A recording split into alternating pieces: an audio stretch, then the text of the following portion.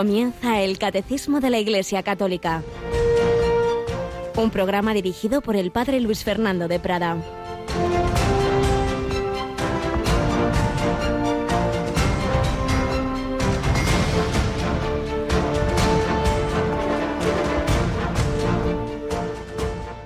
¿Cómo es que estáis aquí el día entero sin trabajar?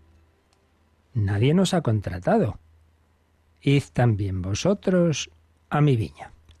Alabado San Jesús, María y José, muy buenos días en este miércoles 17 de agosto de 2022, en que la liturgia nos pone como Evangelio de la Santa Misa esta parábola del Señor, el propietario, que contrata jornaleros para su viña a distintas horas del día, y al caer la tarde ve a unos que están ahí parados. Dice, ¿pero qué hacéis aquí? Nadie nos ha contratado. Pues hombre, id también vosotros a mi viña, yo os contrato a todos. Es la parábola que usó San Juan Pablo II como hilo conductor de su exhortación a los laicos cristianos, una exhortación postsinodal, Christi Fideles Laici. Y qué bien nos viene a todos. No, yo es que, pues bueno, no soy de ningún grupo apostólico. ¿Y? ¿Es que por estar bautizado y confirmado no estás ya enviado a la viña del Señor? ¿A hacer todo el bien posible? ¿A construir el reino de Dios? ¿A dar testimonio? Pues justamente lo que estamos viendo, como el bautismo y su refuerzo en la confirmación a todos ya, sin necesidad de otra pertenencia a un determinado grupo, etcétera, ya nos hace apóstoles y testigos de Cristo. ¿Cómo es que estáis aquí el día entero sin trabajar por el reino de Dios? Bueno, pero si es que yo tampoco tengo una formación. ¿Pero qué formación? Si lo que tienes que hacer es ofrecer tu vida, la oración y el día a día. ¿Qué hacía la Virgen María en Nazaret? No se subía a un árbol a predicar, pero esa vida suya ofrecida en presencia de su propio Hijo, Hijo de Dios e Hijo suyo, de la Inmaculada, en ese trabajo ordinario, ese trabajo doméstico, pero hecho todo con amor y colaborando a la redención del mundo. Pues tú también, tu vida ordinaria tiene esa dimensión universal apostólica. Por eso debemos rezar ese ofrecer el día por la mañana, ofrecimiento de obras, luego en la Santa Misa en el ofertorio, me ofrezco, quiero colaborar a extender el reino de Dios, como le pide la Virgen a los niños de Fátima. Queréis ayudar, queréis colaborar a la salvación de las almas, evitar que se pierdan, que vayan al infierno, queréis ayudar, claro que sí.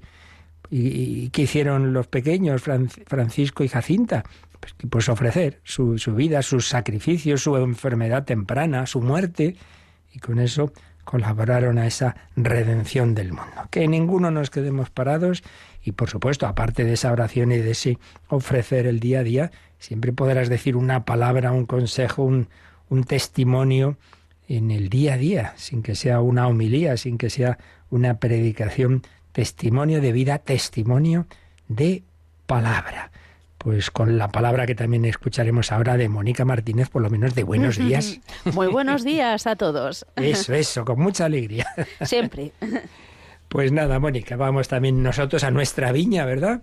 Sí. En este programa en que el Señor nos va enseñando día a día, y ayer comenzábamos a leer un poquito resumido este librito del padre José Granados García, Los signos del samaritano, sacramentos y misericordia, una especie de comentario a la parábola del buen samaritano relacionándola con los sacramentos. Pues vamos adelante con este segunda entrega de esta obrita que creo que nos puede hacer a todos mucho bien.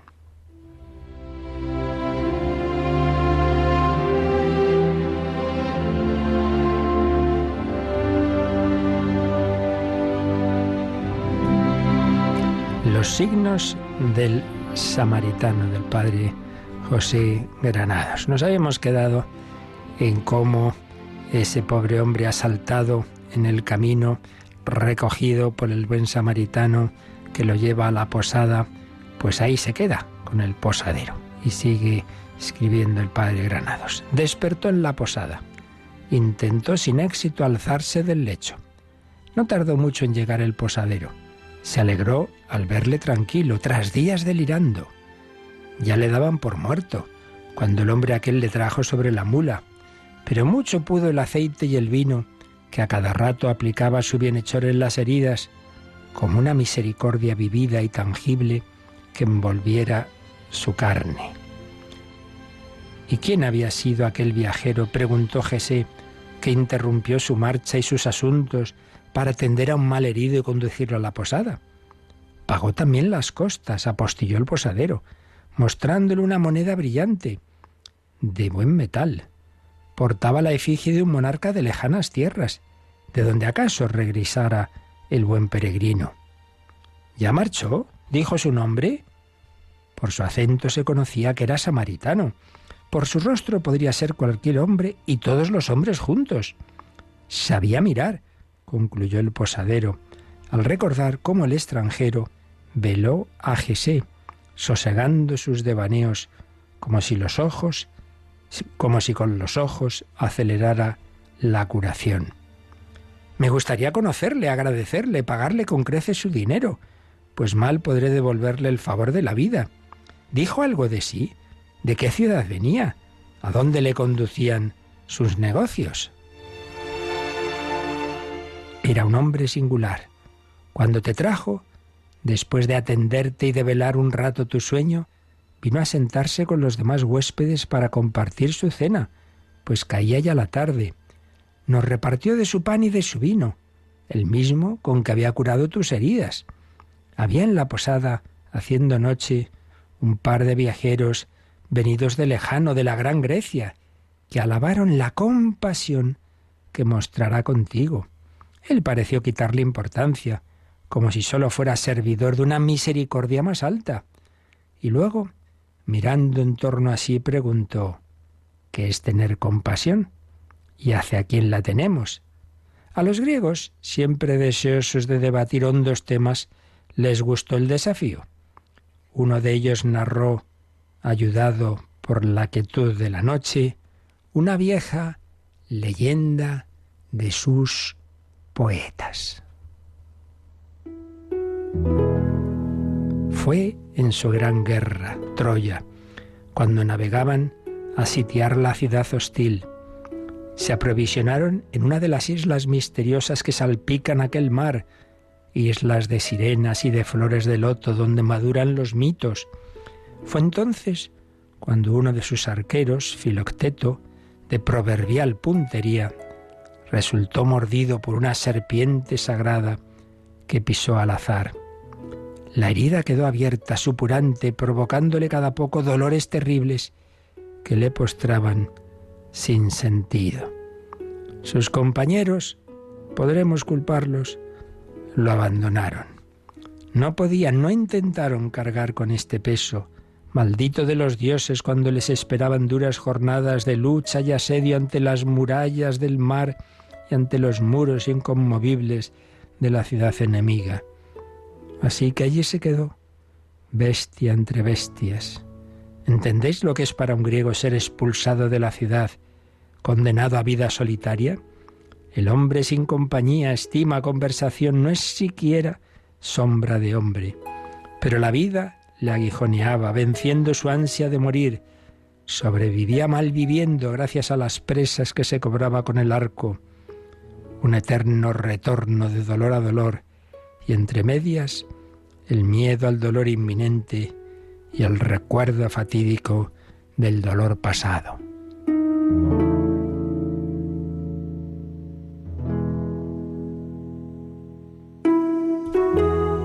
Pero hete aquí, los dioses se carcajean, que los griegos al llegar a la playa de Troya y consultar sus oráculos, descubren lo que oscuramente les recordaba ya el remordimiento, si hubieran querido prestarle atención. La victoria depende de ese hombre herido y despreciado, de su arco, de sus certeras saetas. No queda pues sino volver a la isla y recuperar el arma, robársela al desgraciado, dejarle morir sobre la isla desierta. De la engañifa se ocupará Odiseo, con su aljaba llena de turbios recursos. Cuando desembarcan es el crepúsculo, tiempo de medias verdades, indeciso entre la noche y el día, propicio para la innoble acción. Quieren atraer a Filocteto a sus fines, y poco les importa su persona y su pena. Pero la tarea no es fácil. Odiseo ha delegado el robo a un joven de noble origen. Así su temple no despertará desconfianzas. Hace falta, por tanto, escuchar al herido. Hace falta escuchar. He aquí el peligro que el sagaz Odiseo no previó, el relato de la desgracia del herido. Y Filocteto narra, y su historia despierta la imaginación, y el tono de su voz resuena en el pecho juvenil. Nace la compasión. ¿Es eso la misericordia o solo un ingrediente suyo? Este hombre, este buen hombre que con bravo corazón zarpó a combatir por su patria, ¿merece acaso tal fin? ¿No está aquí encarnada la fragilidad de todos nosotros? ¿No sentimos también bajo nuestra piel la onda expansiva de su pena? Por un momento el joven y los soldados que lo escuchan escondidos se identifican con el arquero maldito. Pueden imaginar como suyas las heridas de su cuerpo. Y el destino de Filocteto se convierte al narrar su historia en destino de todos. Caminar distraídamente por el bosque en pos del canto de un ave, pisar al azar la sierpe, sentir con horror su mordida y ponzoña, no podría haberme pasado también a mí. Pues ya veremos cómo sigue esta leyenda que, según el relator, según el padre Granados, esos griegos contaron en la posada a la que el buen samaritano llevó a aquel hombre malherido, como una parábola de la parábola de ese buen samaritano, para ayudarnos a entender cómo nuestro buen samaritano, que tiene compasión de nosotros y nos atiende con el vino y el aceite de sus sacramentos, ese buen samaritano es nuestro Señor Jesucristo.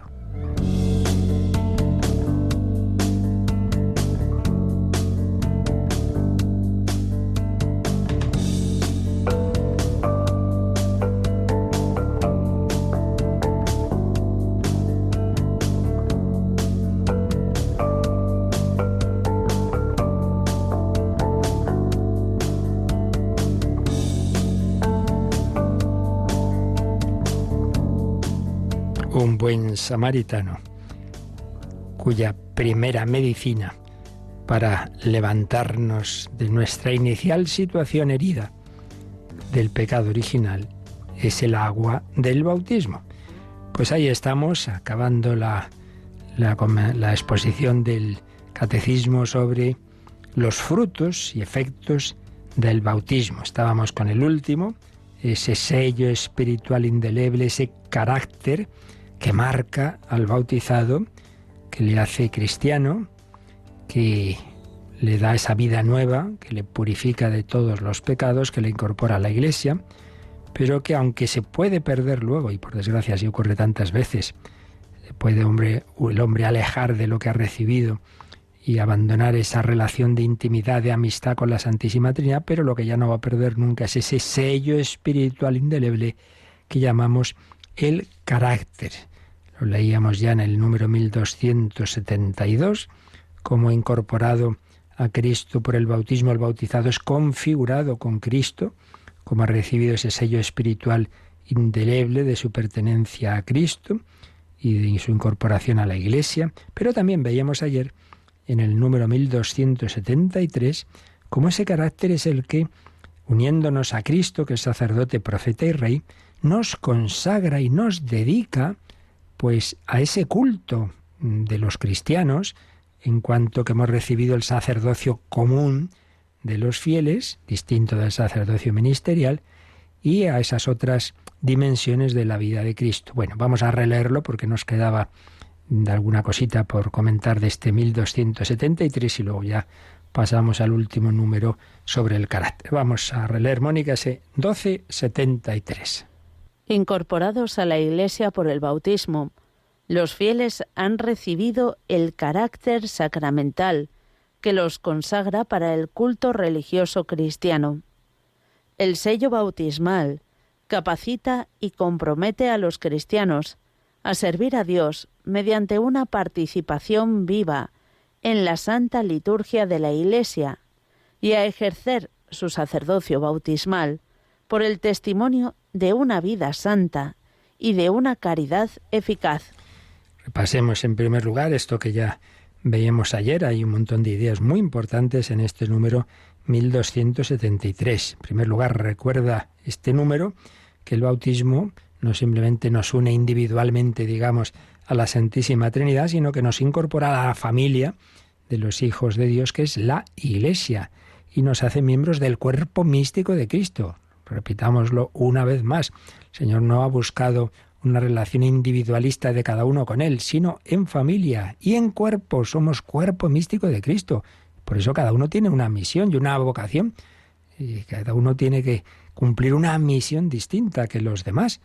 Y ya lo dice San Pablo, ¿no? Que recibió esa luz de quién es Jesús y cómo Jesús está presente en los cristianos con los que forma ese cuerpo. Él es la cabeza y nosotros los miembros. Por eso, Saulo, Saulo, ¿por qué me persigues? Porque al perseguir a los cristianos le perseguía a él, porque él está presente, él es el que da la vida de la cabeza, pues alimenta todo el cuerpo, lo rige, ¿no? Bueno, entonces, en primer lugar, este recuerdo de cómo el bautismo nos incorpora a la Iglesia. Pero luego hemos leído que ese carácter sacramental consagra al cristiano. Y decíamos como la consagración fundamental y primaria. Luego vendrán otras que haremos muy bien en hacer. Renuevo mi consagración personal al corazón de Jesús, consagro mi familia, mi casa, por supuesto lo que llamamos de una manera especial la vida consagrada, es una ulterior consagración que radicaliza y profundiza la consagración primera, que siempre es la principal, la del bautismo. El carácter sacramental, dice este 1273, consagra al cristiano ¿para qué? Para que pueda realizar el culto religioso cristiano. Ahora lo vamos a recordar, a profundizar un poquito en esto.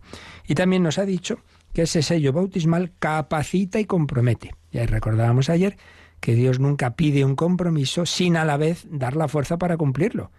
Dios no es un mal profesor que exige lo que no ha dado. No. Él sabe lo que cada uno puede dar, porque a la vez que pide, da. Ya lo decía San Agustín, da lo que mandas y pide lo que quieras, porque me das eso que me mandas, me lo das. Me das la gracia para cumplirlo. Por lo tanto, no nos asustemos. Si Dios te pide una determinada tarea según tu vocación, padre, familia, catequista, lo que sea, sacerdote, religioso, religiosa, pues te capacita. El sello bautismal capacita y compromete a los cristianos a servir a Dios, como es la primera meditación de los ejercicios espirituales de San Ignacio de Loyola, el principio y fundamento. El hombre es creado para alabar, hacer reverencia y servir a Dios nuestro Señor. Servir a Dios en un espíritu reverente, Dios es Dios, un espíritu de adoración y de alabanza. Alabar a Dios, Dios es Dios, qué bueno que es Dios. En ese espíritu de servir a Dios. ¿Pero cómo? Servir a Dios mediante una participación viva en la Santa Liturgia de la Iglesia y a ejercer su sacerdocio bautismal por el testimonio de una vida santa y de una caridad eficaz. Claro que sí. Y leíamos textos de Lumen Gentium 10 y 11, donde el concilio explicaba que hay ese sacerdocio común de los fieles, que significa que todos estamos incorporados a Cristo, el sumo sacerdote, maestro, profeta, rey, y todos participamos de esas características de Cristo. Luego hay ese otro tipo de sacerdocio que solo participamos de él los que hemos recibido el otro sacramento, el sacramento del orden, que se nos configura para, en nombre y persona de Cristo, poder hacer presente la Eucaristía, el perdón, etcétera. Pero se va por otro lado. Pero aquí estamos hablando del sacerdocio común de todos los cristianos, por el que al quedar unidos a Cristo, nuestra vida pues tiene esas dimensiones del propio Cristo de alabar al Padre, de participar, por tanto, de su oración, de su alabanza, y de otras dimensiones que aquí expresa de esta forma, ¿no? La participación en la liturgia, el testimonio de una vida santa y una caridad eficaz. Pero nos recuerda este número que podemos releer, un número que vimos hace ya tiempo, el 1070, este número 1070, es de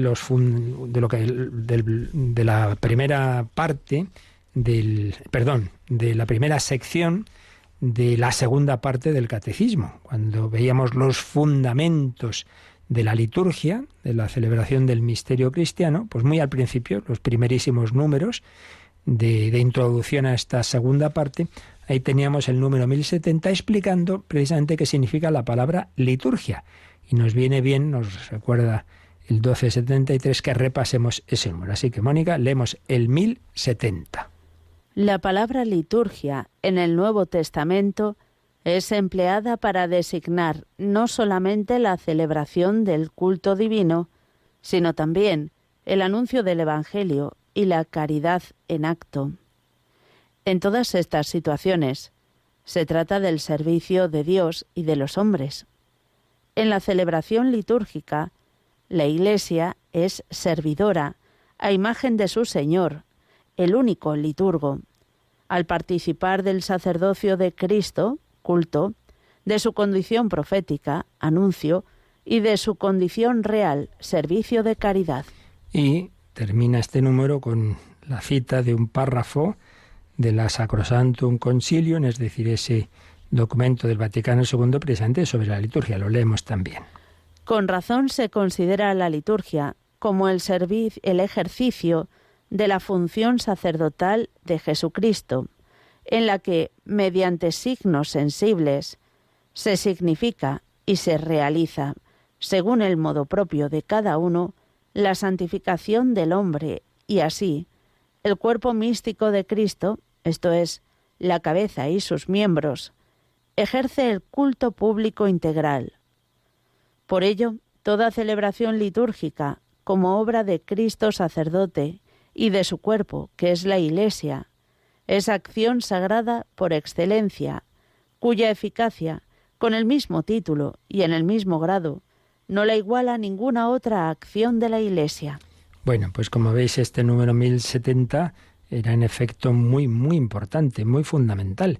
Todo lo que luego hemos ido viendo y estamos viendo ahora en esta segunda parte del catecismo sobre la liturgia, pues hay que verlo desde estas claves que nos daba aquí, precisamente empezando por lo que significaba esa palabra liturgia.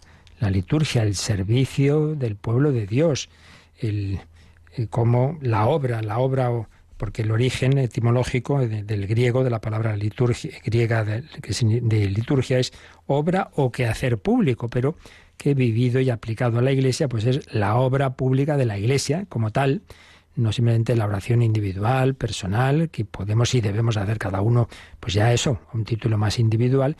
No, lo que todos hacemos de una manera unida. Veíamos que hay un primer sentido de la palabra liturgia que se aplican realmente a todas las grandes dimensiones de la vida cristiana. Por eso nos ha dicho que esa palabra en el Nuevo Testamento es empleada, y pone algunas citas de San Pablo y de los Hechos de los Apóstoles, es empleada no solo para lo que la empleamos hoy día, que es la celebración del culto divino, sino también se aplica al anuncio del Evangelio y a las obras de caridad. Y es que, claro, la mente, como a fin de cuentas estamos llamados a una unidad de vida, o sea, toda nuestra vida unida a Cristo, claro, haciendo presente a Cristo, yo no puedo decir, bueno, ahora me toca descansar, bueno, ahora me olvido que soy cristiano. No, hijo, no, tú estás descansando en Cristo también. Y ahora me toca, pues es un día un poco de ocio, hay vacaciones. Bueno, pues si son vacaciones cristianas, me parece muy bien. También Jesús le dijo a los apóstoles, venid vosotros descansad un poco, que no paramos, venga, vamos a tenernos hoy un día un poquito de descanso. Luego no les dejaron, pero bueno, lo intentaron. Y todo hay que vivirlo en Cristo. Entonces, desde ese punto de vista, si uno está haciendo la voluntad de Dios, porque ahora esto es lo que toca, por ejemplo, esto se ve más claro en las órdenes religiosas, ¿no?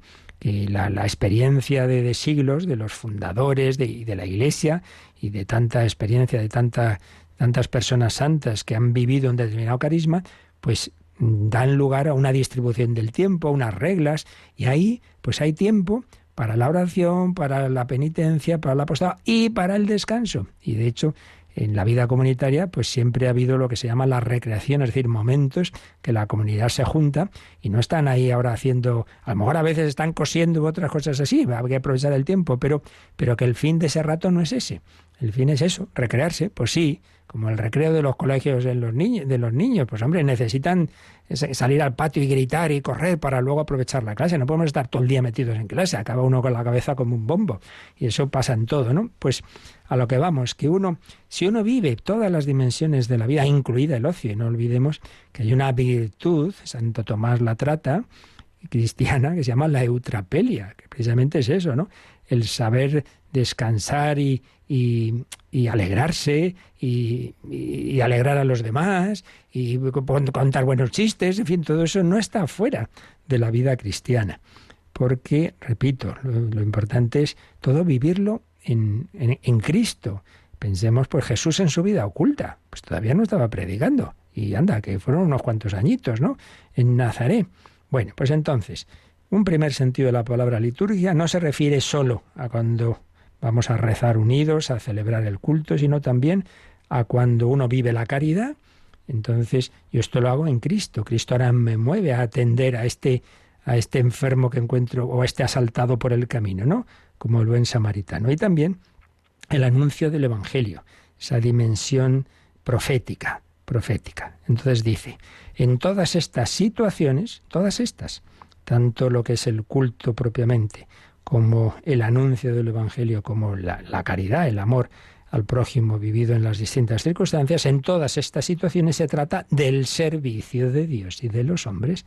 Claro, todo, la virtud reina cristiana, ¿cuál es? La caridad. La caridad es una virtud única de amor a Dios y al prójimo, no es por un lado una cosa y por el otro otra, no. Si amas al Padre, amas a los hijos. En todas estas situaciones se trata del servicio de Dios y de los hombres.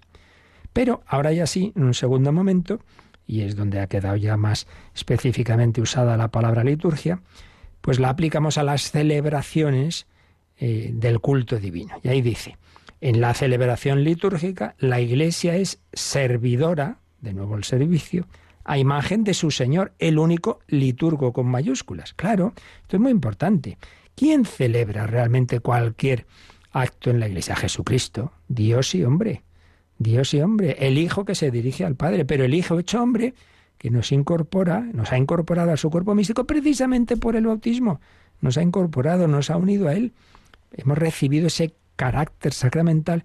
Entonces yo no soy aquí ya un extraño que se ha colado aquí, un turista que dice, oye, a ver cómo es esto de las celebraciones de los católicos, y lo mira y tal. Bueno, pues vale que lo mire, pero ese no participa en la liturgia, desde luego, ese lo curiosea, lo balconea, que dice el Papa Francisco. No, pues nosotros estamos llamados incorporados al único liturgo, que es el sumo y eterno sacerdote, pues le damos nuestro corazón, nuestra mente, nuestras palabras. Por eso hay que intentar, claro, recogerse y vivir bien esos momentos. Entonces dice, la Iglesia es servidora de su Señor, el único liturgo. Al participar, y aquí de nuevo va a volver a ese sentido amplio de la palabra liturgia, dice, es servidora del único liturgo al participar del sacerdocio de Cristo, de su condición profética y de su condición real. No nos olvidemos, es la clave, ¿no? El cristiano es el que participa de la persona de Cristo y de sus dimensiones, de sus funciones, de sus munera Christi, los ministerios de Cristo. Y de esos ministerios de Cristo, pues normalmente se han estructurado en torno a tres. Luego hay otras muchas dimensiones que en el fondo están dentro de ellas. Cristo es maestro y profeta, entonces dimensión profética. ¿Cómo participamos de eso? Pues con nuestro testimonio, con nuestra palabra, con nuestro anuncio, con la evangelización de vida y de palabra. Entonces, participo de Cristo, maestro y profeta, cuando yo doy testimonio de que soy cristiano y de la enseñanza y la doctrina de Cristo. Participo de que Cristo es sacerdote, en un sentido más estricto, pues cuando... Porque aquí todas las palabras siempre podemos tener varios sentidos, ¿no? Siempre la analogía, pero un sentido más estricto en esos momentos de adoración, de alabanza, de la liturgia en el sentido más estricto. Ahí participo del sacerdocio de Cristo. Cuando estoy celebrando, estoy participando en la Santa Misa, la liturgia de las horas, etc. Y participo de Cristo, Rey y Pastor, pues cuando ejercito obras de caridad, cuando yo estoy ayudando a construir el reino de Dios en este mundo. Participo de su condición real, servicio de caridad. Y luego el texto de Sacrosanctum Concilium, pues insiste en esto, como la liturgia es el ejercicio de esa función sacerdotal de Jesucristo, que a la vez da culto al Padre y nos santifica a nosotros. Nos santifica. Y como la liturgia, pues es realizada por Jesucristo, pero Jesucristo en cuanto cabeza del cuerpo místico. Él siempre es el que lo dirige, pero cuenta con nosotros, cuenta con nuestra colaboración. Tú necesitas mis manos, no solo mi trabajo que otros descanse, sino también mis labios para, unidos a toda la creación, alabar al Padre. Así que todo esto comienza en el momento en que yo quedo incorporado a Cristo y a su cuerpo, que es la Iglesia, por el carácter sacramental del bautismo. Y eso ya me capacita para ejercer ese sacerdocio bautismal, con todas estas dimensiones, pero particularmente aquí el 1273 se está fijando en la participación en la liturgia de la Iglesia, ya en el sentido más estricto del culto público de la Iglesia. Bueno, pues con esto ya pasaremos al siguiente número, pero antes pues vamos a dirigirnos a nuestro Padre Celestial. Hemos sido hechos hijos de Dios por el bautismo. En esa celebración bautismal siempre se reza el Padre Nuestro, bien si el que se ha bautizado es ya una persona de cierta edad, o bien sus padres y padrinos si es un niño, pues ese Padre Nuestro vamos a unirnos también en oración con el Pater Noster del gran músico que fue Palestrina, pues una de las miles de versiones que habrá de la oración que nos enseñó el Señor.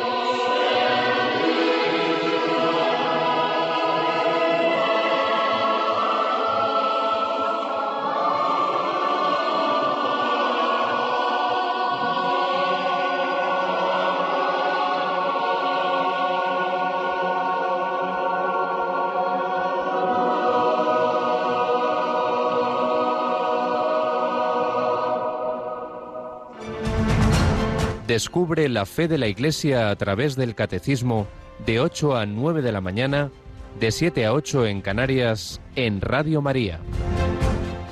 Pater noster qui es in celis. Sí, nuestro Padre Celestial nos ha hecho hijos incorporándonos a su Hijo eterno, a su Hijo unigénito, que es el primogénito de muchos hermanos, al entrar en nuestra humanidad y unirnos a Él por ese carácter sacramental. Pues vemos ya el último número que dedica el Catecismo a explicar esto del carácter, el 1274. Vamos con él. El sello del Señor es el sello con que el Espíritu Santo nos ha marcado para el día de la redención. El bautismo, en efecto, es el sello de la vida eterna.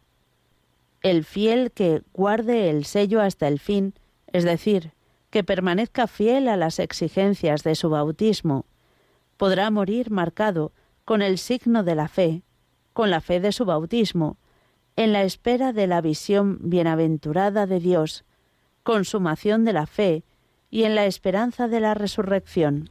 Bueno, pues un número precioso para terminar la exposición del Catecismo sobre el bautismo. Luego quedarán, eso sí, los números de resumen que ya iremos viendo, pero la parte así, digamos, doctrinalmente nueva, luego otros ya hay resumen de lo que se ha visto antes, termina con este número 1274, pues la verdad es que es un número precioso. Y además en él podemos ver algo que siempre hay que recordar, ¿no?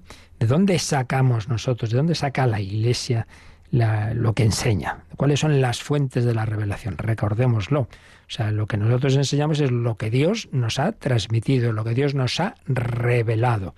Una revelación que ha ido haciendo a lo largo de la historia, que aunque tiene un prolegómeno, digamos, una primera palabra de Dios a través de la creación y todo ese orden natural y lo que, bueno, Dios ha podido iluminar a los distintos hombres, etcétera, pero en un sentido estricto hablamos de revelación sobrenatural pues en la historia de Israel, que luego se ha ido plasmando en lo que llamamos nosotros el Antiguo Testamento bajo la inspiración del Espíritu Santo, pero todo ello culminando en la plenitud de la revelación que se da en la plenitud de los tiempos, que es, claro, la encarnación del Hijo de Dios.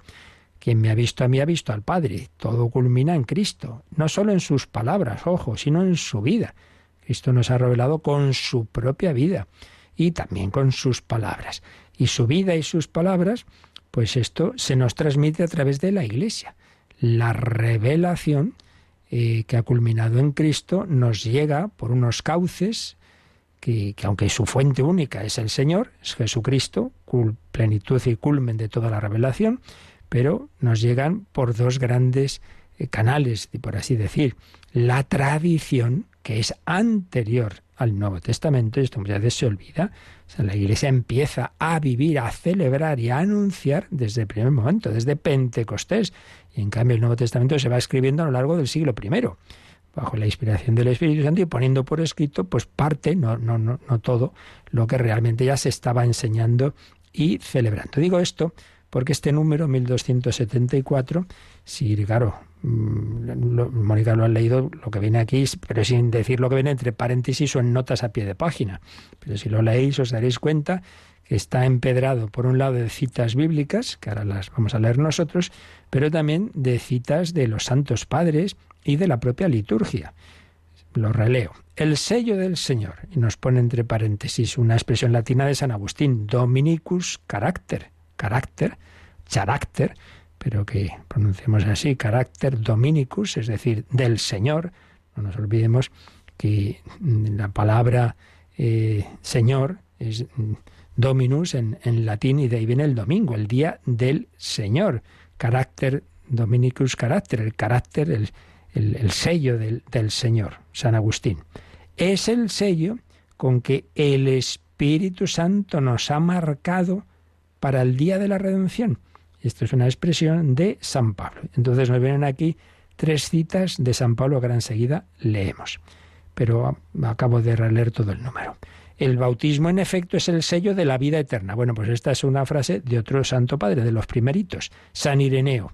Sello de la vida eterna. ¡Qué maravilla! Es decir, estamos todos llamados a la vida eterna, pero ¿cómo se entra en la vida eterna? Bueno, aquí ¿quién entra en el redil? La oveja que es del redil. ¿Y cómo se es del redil? Pues por la marca, por el sello del bautismo. El bautismo es el sello de la vida eterna. El fiel que guarde el sello hasta el fin. Guarde el sello. Esto es una expresión también de resonancias del Apocalipsis. Es decir, que permanezca fiel a las exigencias de su bautismo. Claro, no basta estar bautizado, hay que vivir conforme a sus exigencias. El fiel que guarde el sello hasta el fin, es decir, que permanezca fiel a las exigencias de su bautismo, podrá morir marcado con el signo de la fe. Y esto a su vez es una expresión del canon romano, de la liturgia de siglos de la Iglesia, el canon romano, que es el primer canon que se puede usar también en la liturgia actual, el signo de la fe. Morir marcado con el signo de la fe. Termina uno su vida: Señor, he sido débil, he pecado, pero soy tuyo, soy cristiano. Yo he querido vivir en este signo de la fe con mi debilidad, pero confiando en ti. Podrá morir marcado con el signo de la fe, con la fe de su bautismo, en la espera de la visión bienaventurada de Dios, consumación de la fe. Claro, la fe y la esperanza culminan en la visión. Ahí ya solo quedará la caridad. La fe y la esperanza son para esta vida. En la espera de la visión bienaventurada de Dios, consumación de la fe, y en la esperanza de la resurrección. ¡Qué maravilla! Esas personas pues, que uno atiende, esas generaciones que fueron marcadas y educadas en la fe. Estoy pensando en alguna persona mayor a la que he dado la unción y uno dice: Dios mío, un caballero cristiano, pues con hombre de 90 años y cómo pues afronta esta etapa final de su vida y la cercanía de la muerte, pues con paz, con serenidad, feliz de haber vivido aquí con Dios, de haber realizado una misión en su familia, una educación de hijos, de nietos, etcétera. Pues eso es la maravilla de la fe y de la esperanza, y ya está. Y ahora ya me voy con Dios. Pues si Dios quiere, si esto ya no tiene cura, pues me voy con Él, que ya me toca. Esa es la vida cristiana. No vamos a la nada, no venimos de la nada y vamos a la nada, venimos del amor de Dios y estamos llamados a estar eternamente con Cristo, con el Padre, en el Espíritu, con María y con los hermanos que hayan aceptado esa invitación al banquete celestial. Bueno, pues esto es el final de este apartado del Catecismo, el recordarnos que ese inicio de la vida cristiana que se da en el bautismo mira al final, y el final es la vida eterna. La vida eterna. Creo en un solo bautismo para el perdón de los pecados, espero la resurrección de la carne y la vida eterna. De la fe inicial que se vive en el bautismo a la esperanza en la visión final, la visión bienaventurada de Dios nuestro Señor. Y leemos esas citas bíblicas antes de que se nos vaya el tiempo. Decíamos que el propio número dice que el Espíritu Santo nos ha marcado para el día de la redención, que eso está tomado de Efesios 4:30. Pues sí, dice así San Pablo: no entristezcáis al Espíritu Santo de Dios, con que Él os ha sellado para el día de la liberación final, o de la redención. Qué bonito, ¿eh? No entristezcáis al Espíritu Santo de Dios. Esto aquí nos daría para mucho, aquí un tema muy profundo teológico y muy complicado, por supuesto, que es el tema de que Dios, siendo infinitamente feliz, pero es verdad que una vez que nos ha amado con amor de amistad, se ha hecho vulnerable.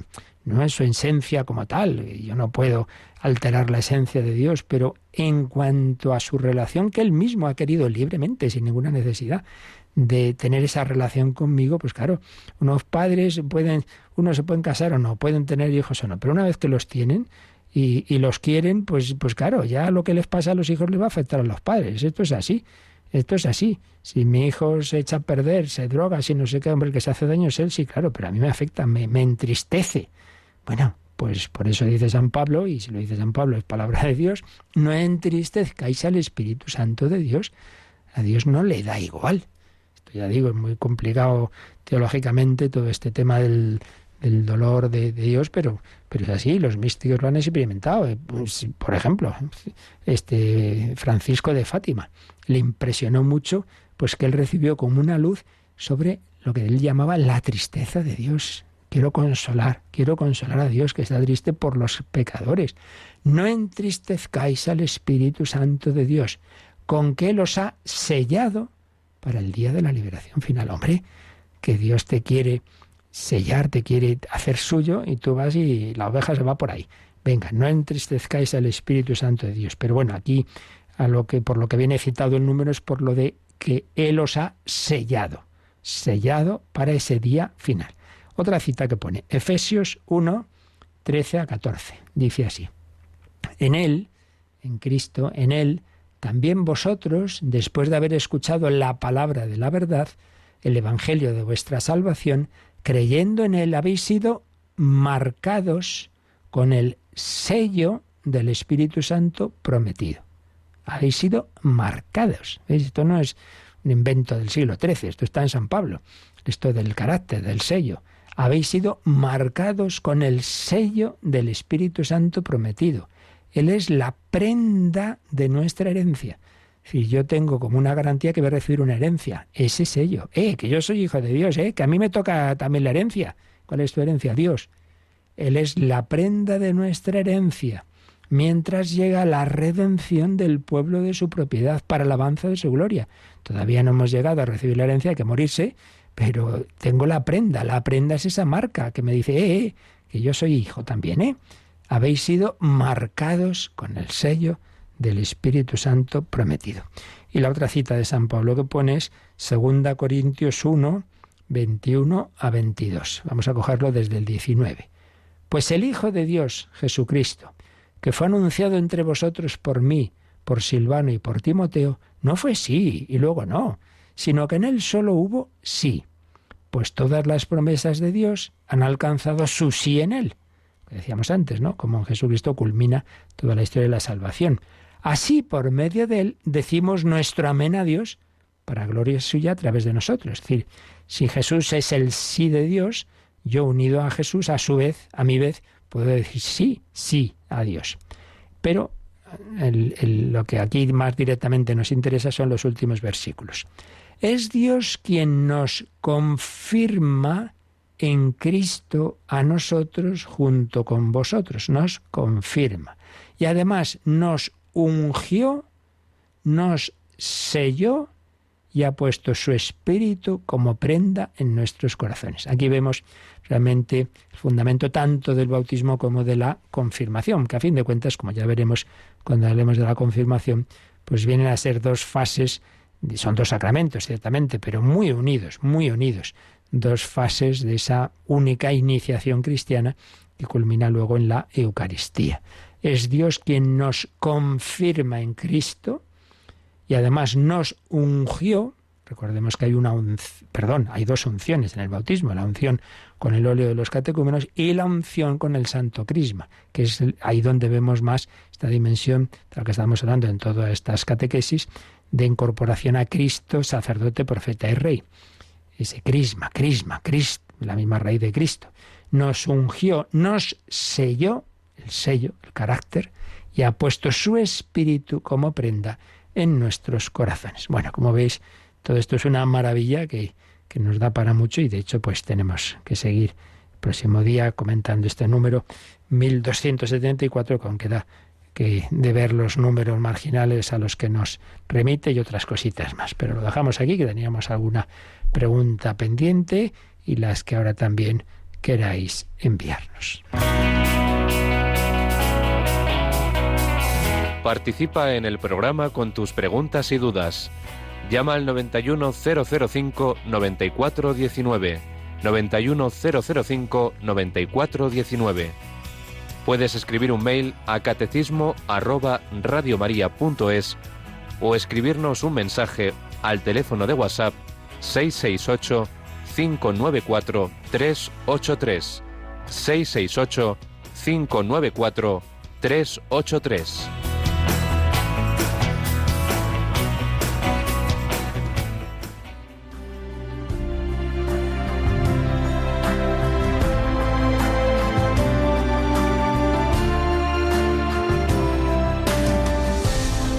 Tu espíritu nos llama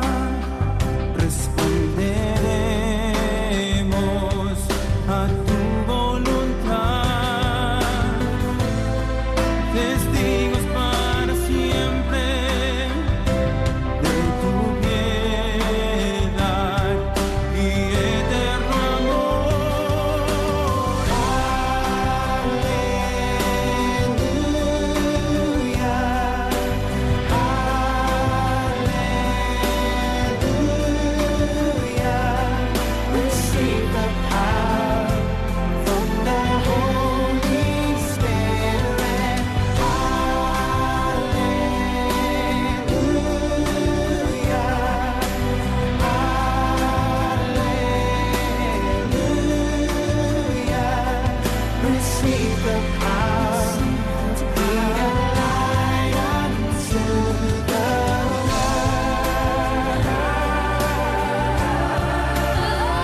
We need your power. Wanna be a witness, be a light.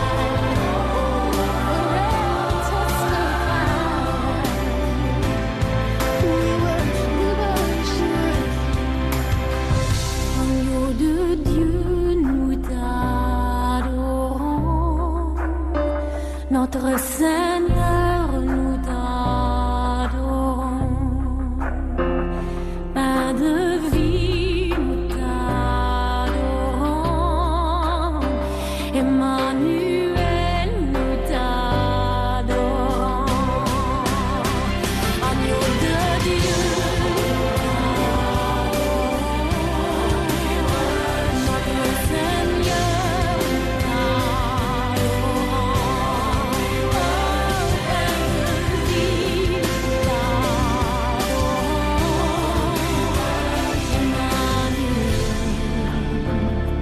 Emmanuel, nous te chanterons toujours. Alleluia. Recibid la fuerza del Espíritu Santo. Primera comunicación a través del bautismo, pero luego a lo largo de la vida cristiana el Señor quiere ir comunicándosenos cada vez más, entrando más en nuestro corazón. Hace falta, claro, que abramos ese corazón, que digamos que sí a ese desposorio que el Señor quiere ir realizando con nosotros, que está llamado a consumarse en la vida eterna. Ayer habíamos recibido en un audio, como yo estoy insistiendo yo porque lo dice el catecismo, claro, que debemos vivir nuestro sacerdocio común de los fieles ofreciendo. ¿Qué ofrece el sacerdote? ¿Qué hacía el sacerdote del Antiguo Testamento? Ofrecer sacrificios. Bueno, pues el sacerdote del Nuevo Testamento, el sacerdote en el sentido amplio de todo cristiano, ofrece el sacrificio no del corderito, sino de la propia vida. Entonces decíamos, uno, unido a Cristo, se ofrece con Él ante todo en la Eucaristía, por supuesto, ofrecimiento con Cristo, por Cristo, con Él y en Él, a ti Dios Padre Omnipotente. Pero todo el día ofrecimiento de obras por la mañana, etc. Entonces había una pregunta que decía, ¿y podemos nosotros ofrecer las obras de otro, el que no las está ofreciendo? Y yo decía, hombre, yo puedo pedir a Dios que tenga en cuenta esas obras, pero ofrecerlo del otro no, es él el que tiene que ofrecerlo. Y ponía yo el ejemplo de, pues yendo a lo de los animales, ¿no? Yo no puedo ir y quitarle al otro su oveja y luego voy y la ofrezco yo al templo. No, es él, si es suya la tiene que ofrecer él. Bueno, entonces decíamos que no, que eso, el ofrecimiento es yo me ofrezco con Cristo al Padre, mi actitud es la importante, mi corazón con el que quiero ofrecer esto mío, pero lo del otro. Otra cosa, decíamos, es el santo que ya está en el cielo. Entonces yo le pido a Dios, no tanto que ofrezco lo suyo, sino que pido su intercesión, teniendo en cuenta que Él vivió, pues y ofreció, etcétera, yo te pido su intercesión. Pero es distinto al caso del que ahora está aquí en la tierra y Él no lo está ofreciendo. Entonces, pues se ve que al oír mi respuesta, otra persona, que por cierto, sí, firma, sí, Asun, nos dice, si como sacerdotes por el bautismo pedimos y rezamos aún por los enemigos e infieles, aun sin que ellos lo quieran, tal vez también podamos ofrecer las obras de los demás, ¿no? Rezo por ellos para que el Espíritu Santo los ilumine y abran su corazón a Dios. A ver, una cosa es, y hace más que bien, esto último que pone, ¿no? Rezo por ellos para que el Espíritu Santo los ilumine. Por supuesto, eso está muy bien, pero tú ahí no estás ofreciendo lo que ellos hacen, estás pidiéndole a Dios que Dios les dé su gracia. Hombre, claro que hay que hacer eso. Pero eso es una cosa. Y otra cosa es que lo que realmente tiene, de lo que estamos hablando, es de que mis actos, no los míos, de fulanito, sino en tanto en cuanto yo estoy unido a Cristo, por Cristo, con Él y en Él, mi oración no solo es que yo rezo, sino mi vida ofrecida, pero repito, porque estoy en Cristo. Pero yo no puedo ofrecer lo que hace el que no está en Cristo, más aún, si está actuando mal. Es como si dijera, Señor, te ofrezco lo que está haciendo Judas. Pero hombre, ¿cómo voy a ofrecer eso? ¿Cómo voy a ofrecer el pecado? Si estamos en una lucha, una cosa es lo que hace Cristo y otra cosa es el demonio y los suyos. Entonces, ofrecemos unidos a Cristo, los de Cristo, pues lo que hacemos, la oración, no solo la oración, sino el sacrificio, bueno, la vida en general, ¿no? Todo lo que estábamos diciendo, las alegrías, todo, eso tiene un valor porque está incorporado a Cristo, pero no tiene ese valor sobrenatural y de colaboración a la redención, el mal. No faltaría más, claro que no lo tiene. Entonces son cosas distintas. Una cosa es que yo rece y debo rezar por todos y por el más alejado, pero precisamente para que se abra y para que también él, una vez unido a Cristo, lo que haga, entonces ya sí, tenga ese valor sobrenatural, pero ahora no lo tiene. Yo no puedo ofrecer las cosas malas que hace el otro. Yo puedo pedir a Dios su misericordia para el otro, que es distinto. Espero que así quede más claro. Luego, una de esas preguntas que son en realidad de otra parte, ¿no?, del catecismo, dice, cuando en la Biblia se dice que el hombre está hecho imagen y semejanza de Dios, ¿qué se quiere decir exactamente? Hombre, exactamente, eso lo expliqué durante 2 o 3 catequesis y por tanto no podemos explicarlo en 2 minutos. Por eso, como siempre, lo primero que digo es que para este programa no es para ser cómodos y escucharlo sin más, sino para que nos acostumbremos a acudir al catecismo. Yo espero que todos los oyentes tengan, y si no se lo compren, que hay una edición popular muy sencilla y baratita, el Catecismo de la Iglesia Católica. Entonces, si vais al número 356 y siguientes, ahí está eso explicado. Segunda opción, va uno al podcast de Radio María y busca cuando se explicó ese número. Concretamente, lo pongo fácil, fue a partir del 10 de febrero de 2015, cuando explicábamos esos números. Pero bueno, para no dejar a nuestro querido oyente sin una palabra, así intento resumir el resumen y la síntesis, ¿no?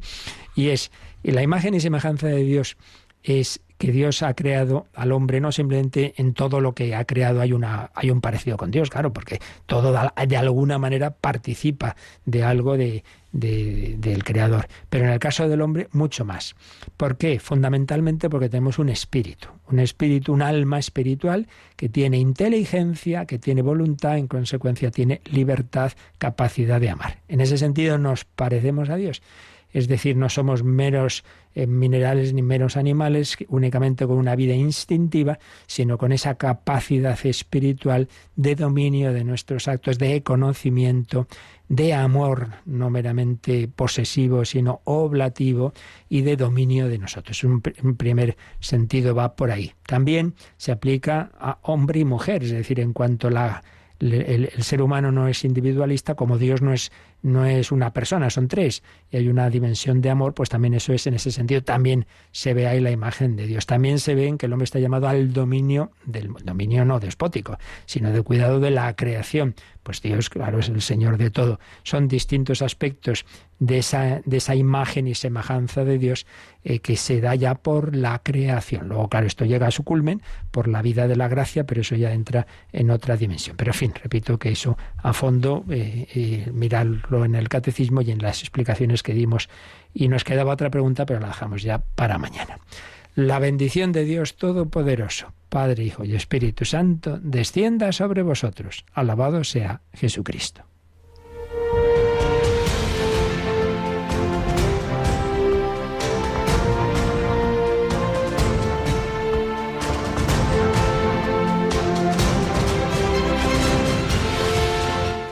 Han escuchado en Radio María el Catecismo de la Iglesia Católica, un programa dirigido por el Padre Luis Fernando de Prada.